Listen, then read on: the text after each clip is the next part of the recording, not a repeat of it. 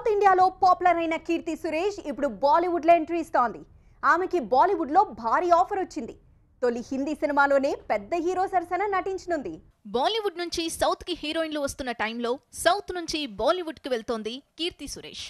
మహానటి నేను శైలజ చిత్రాల హీరోయిన్ కీర్తి సురేష్ తొలి హిందీ సినిమాని అనౌన్స్ చేసింది.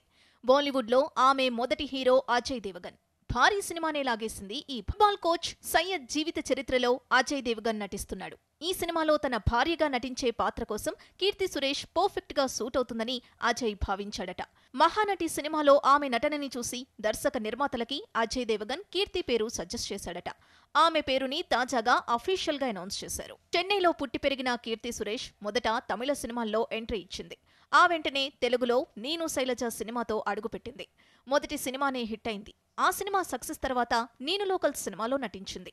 అది కూడా హిట్ కావడంతో అజ్ఞాతవాసిలో అవకాశం వచ్చింది. అయితే పవన్ కళ్యాణ్ సరసన నటించిన ఆ మూవీ ఫ్లాప్ అయింది. అజ్ఞాతవాసి ఫ్లాప్ కావడంతో ఆమె క్రేజ్ పడిపోయింది అనుకున్నారు. కానీ మహానటి ఆమె ఫేట్ ని మార్చేసింది.